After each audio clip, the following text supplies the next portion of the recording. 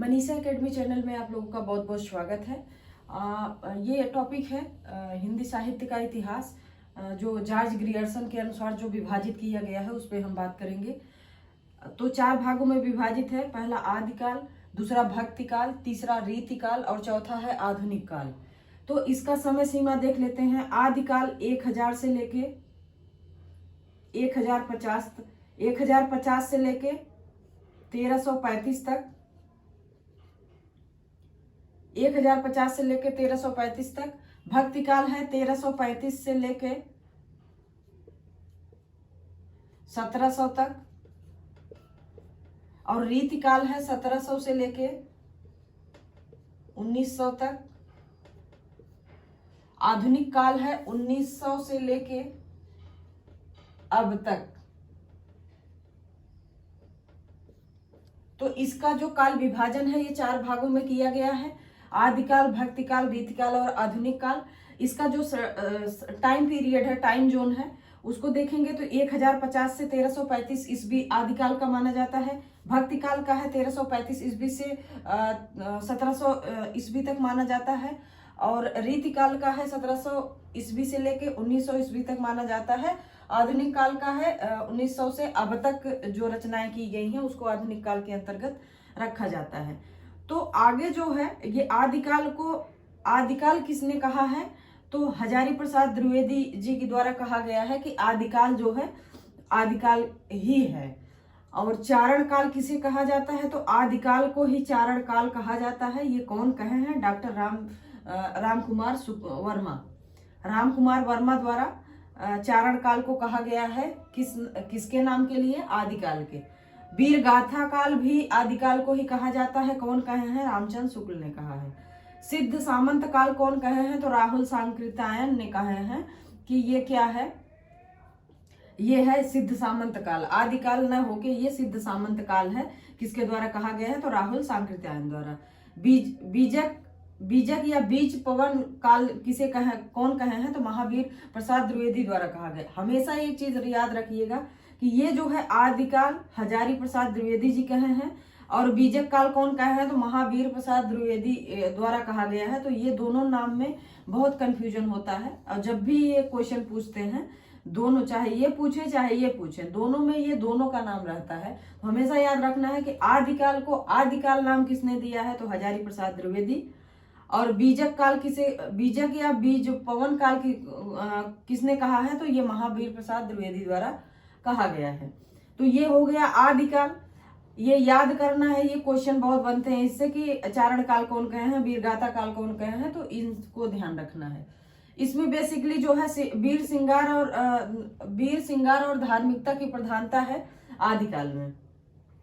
इसमें हम संक्षेप में अभी इतिहास का एक डायग्राम देख रहे हैं। बाकी हम एक एक चैप्टर को, एक एक पार्ट को, जैसे पहले आदिकाल, फिर भक्तिकाल, फिर रीतिकाल, खूब अच्छे से पढ़ाने वाले हैं आगे की क्लासों में। आगे है भक्तिकाल। तो भक्तिकाल को स्वर्णकाल कहा जाता है। साहित्य का स्वर्णकाल किसे कहा जाता है अगर पूछा गया तो ये भक्तिकाल को कहा जाता है, जिसका टाइम जोन है 1335 से 1700। और इसको अगर हम और इसको डिटेल करेंगे तो इसकी 2 शाखाएं थी। इसकी 2 शाखाएं, एक सगुण शाखा थी, एक निर्गुण शाखा थी।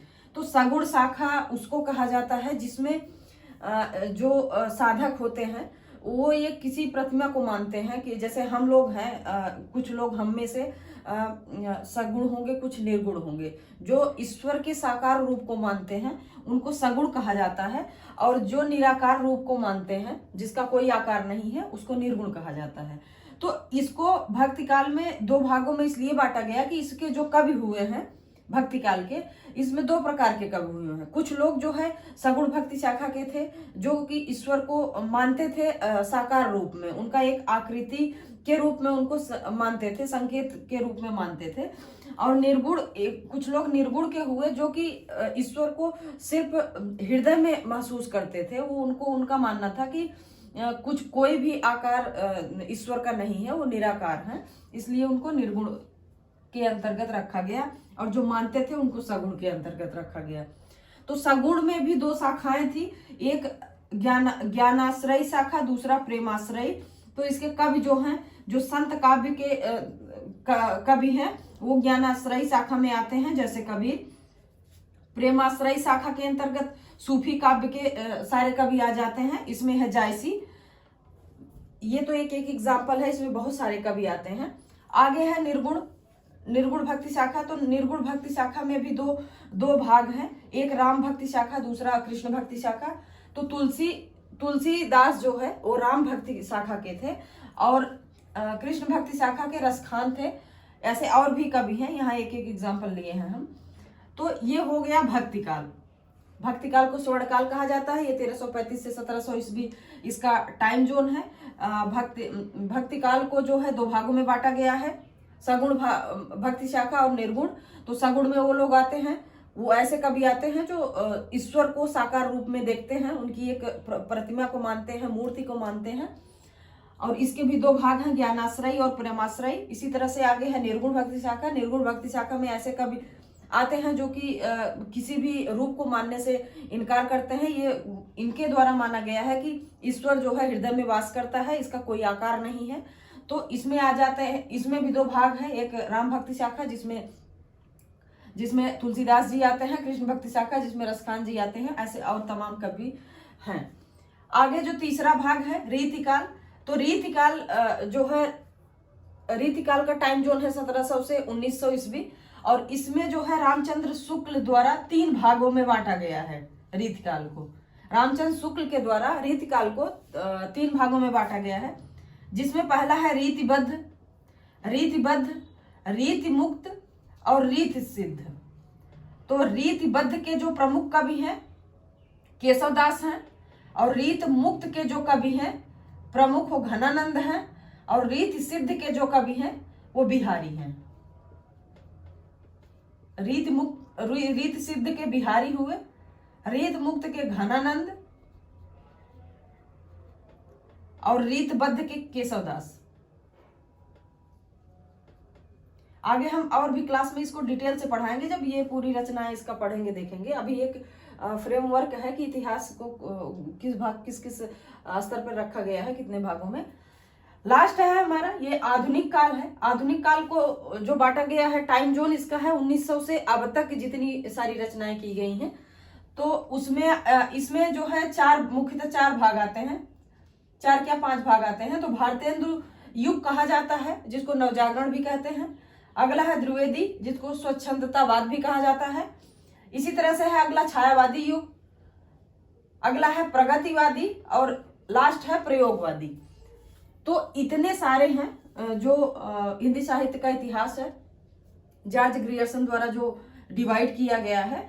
तो ये मोस्ट इंपॉर्टेंट था इसका एक फ्रेमवर्क जानना। अगले वीडियो में हम आदिकाल से स्टार्ट करेंगे और आदिकाल में जितनी सारी रचनाएं हैं, जितने सारे कॉन्सेप्ट हैं एग्जाम के लिए, हम सारा उस बेस पे लेके चलने वाले हैं।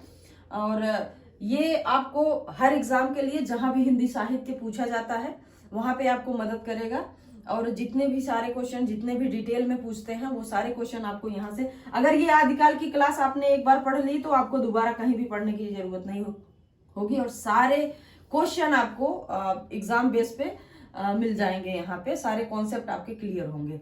तो ये रहा आज का वीडियो और आज की क्लास, जिसमें हमने जाना है हिंदी साहित्य का इतिहास क्या है, जॉर्ज ग्रियर्सन द्वारा कितने प्रकार में बांटा गया है, इसके टाइम जोन क्या है, क्या क्या है। तो हमें उम्मीद है आप लोग को पसंद आया होगा। यदि पसंद आया हो तो वीडियो को लाइक, चैनल को सब्सक्राइब, कमेंट करना ना भूलें। बहुत बहुत धन्यवाद। भी हिंदी से रिलेटेड क्वेश्चन है, चाहे टीजीटी में, चाहे पीजीटी में, या इसी स्तर के जो भी एग्जाम होते हैं जिसमें हिंदी पूछी जाती है, हिंदी साहित्य पूछा जाता है, हिंदी व्याकरण या जो भी व्याकरणिक चैप्टर होते हैं वो पूछे जाते हैं। तो जितने सारे क्वेश्चन हैं हम यहाँ पे सबको कवर करने वाले हैं।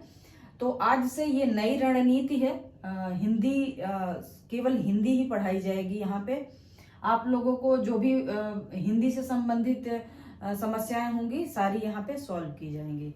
तो चलिए हिंदी का सिलेबस हम देखते हैं। टीजीटी पीजीटी में लगभग सेम सिलेबस होता है। यहाँ पे कुछ हम कॉमन डिटेल में सिलेबस लिए हैं। जो टॉपिक है हमारा, इसके तहत जितने भी टॉपिक आएंगे सबको कवर कर लिया जाएगा। इतने चैप्टर हैं, इसको हम स्टेप बाय स्टेप एक एक क्लास में पूरा कवर करते हुए चलेंगे। सारे फैक्ट आपको यहाँ पे मिल जाएंगे, कोई भी फैक्ट नहीं छूटेगा जो कि एग्जाम में क्वेश्चन बनते हैं।